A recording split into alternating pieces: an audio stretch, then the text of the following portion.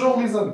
Aujourd'hui, on va corriger l'exercice lié au cours extraction, séparation d'espèces chimiques. إذا هذا الدرس شابه شوية بداك الكور اللي شفتو في بروميير لاني كوليج اللي كنت شفتو فيه فلتراسيون، ترشيح، بومبول ديكانطاسيون، يعني إلا تخلطوا ليا جوج أجسام ولا ثلاثة كيفاش من بعد يمكن ليا نفرقهم حتى هما تخلطوا مزيان. إذا في هذا ليكزيرسيس غادي نهضروا شوية على بلاك كروماتوغرافي، هي اللي كتكون شوية بيض نوار عند التلامذ اللي ما كيفهموش شنو هي هاد بلاك كروماتوغرافي وكيفاش كتخدم.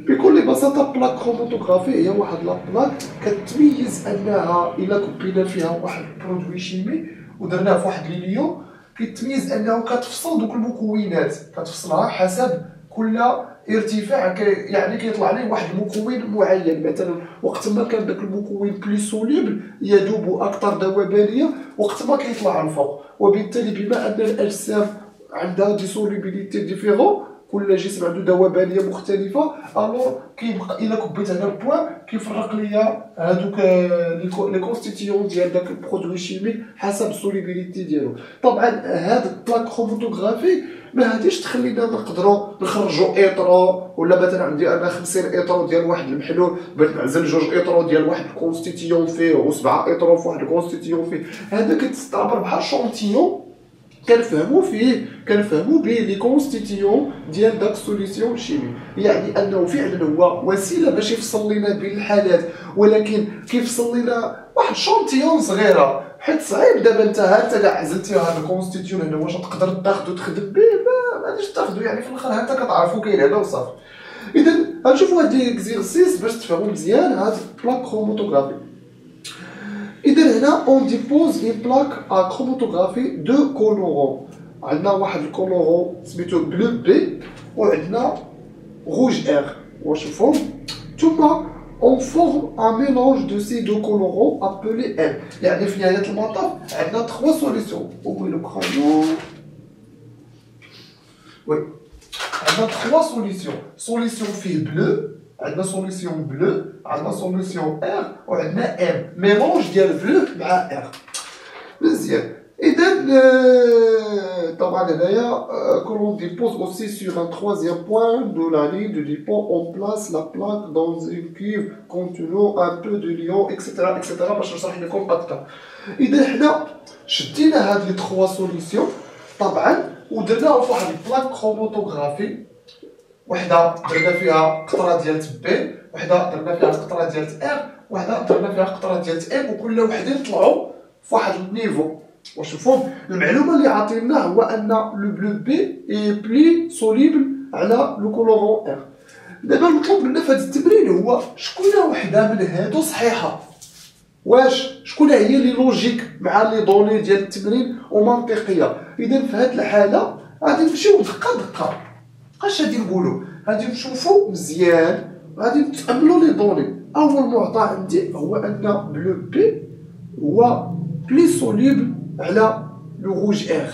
اذا انايا الا كان بلي سوليبل كنعرف كنفا مونطي، غادي يطلع القطره غادي تطلع بزاف على الاخرى. اذا ما يمكنش تكون عندي هذه الحاله، حيت لاحظوا شوفوا لا حتى هنا واحد الكود ديال بلو بي طلع لي حتى لهنا، لا حتى هنا واحد الكود ديال روج ار طلع لي حتى لهنا. هنا ماشي لوجيك هذا الشيء، هنا كيبان لي بحال الا لو روج ار بلي سوليبل على لو بلو بي. اذا هذه غنستثنيها، اذا هذه فوق، هذه نستثنيها فوق. تري بيان.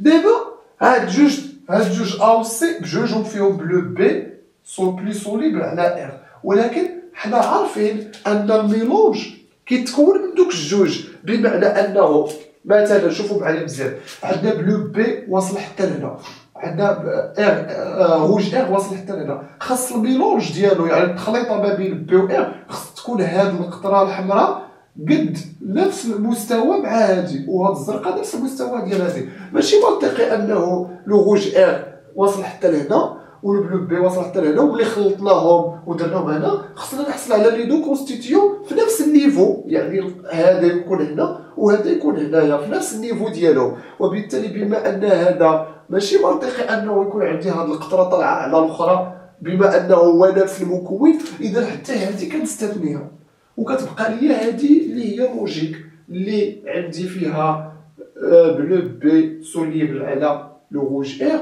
وكونستيتيون ديالهم المكون ديالهم بجوج كنشوفوا ان هاد الكروه الحمراء مقادة مع الكروه الحمراء حيت نفس المكون، والزرقاء مكونه بنفس الزرقاء اللي في نفس النيفو.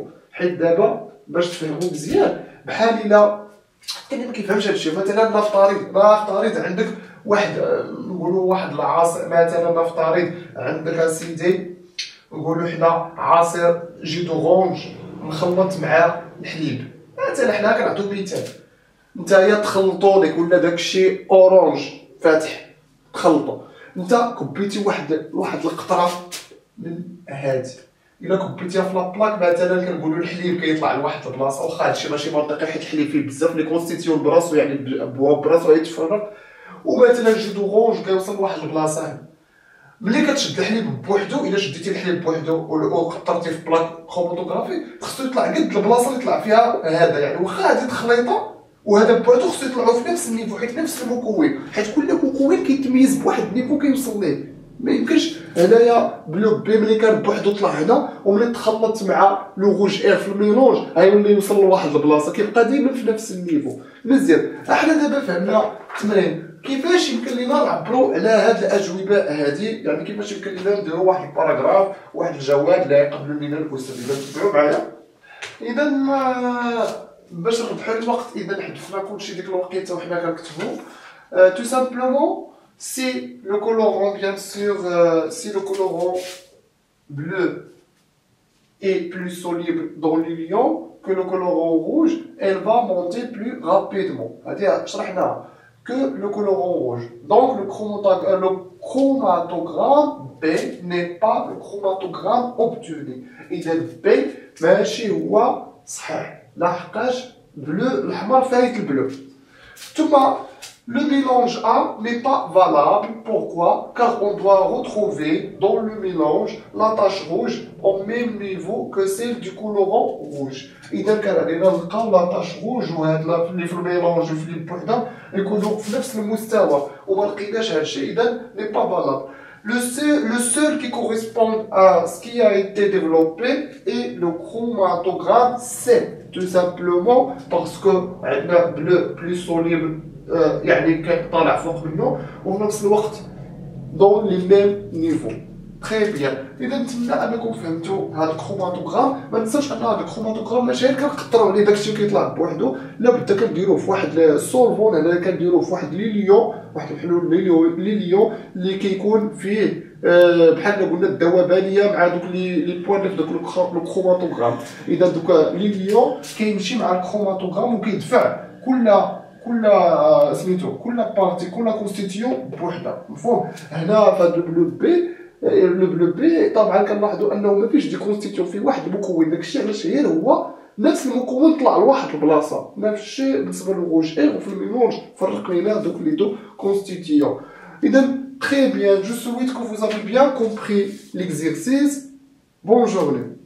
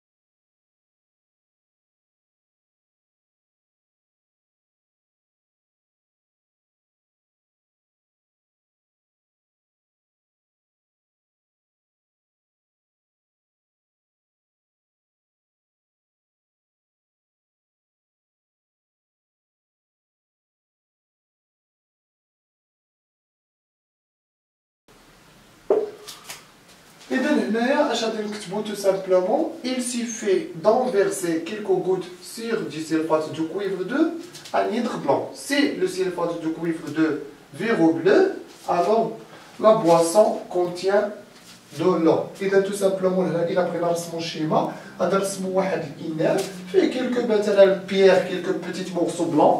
هنا كتبنا سيلفات دو كويفر دو انيدر. هنا درنا دو بوان نوار سيتادير كيلكو غوت دو كوكاكولا. ابخي نقدروا نديروا واحد الفلاش. ابخي كنلونو على شويه الزرق يعني البلوي يعني هنا ولا عندي بلو يعني تو سامبلومون ليكزيستونس ديال لو. نتمنى انكم فهمتوا هاد ليكزيرسيس مزيان. حاولوا ملي تبغوا تفرجوا في الفيديو ديروا بوز وتبقاو تنقلوا